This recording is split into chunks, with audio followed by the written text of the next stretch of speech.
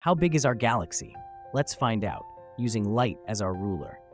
Light time measures how far light travels in a given time, and light is fast, about 186,000 miles per second. In just 1 second, light travels that far, enough to circle Earth 7 times. In 1 minute, light zooms 11 million miles. That's how far sunlight travels to reach Earth in 8.3 light minutes and 43.2 minutes to reach Jupiter. In 1 hour, light flies 671 million miles, enough to reach Neptune in about 4.1 light hours. A light day is nearly 16 billion miles. Light would take 29 days just to hit the inner wall of the mysterious Oort cloud. Now, a light year? That's 5.8 trillion miles.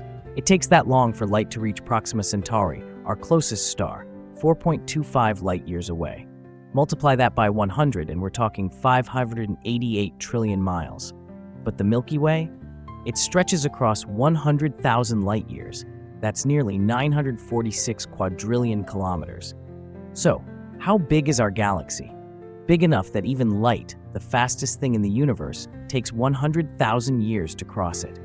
Mind blown yet? Hit that like button now and subscribe for more amazing contents. Thanks for watching.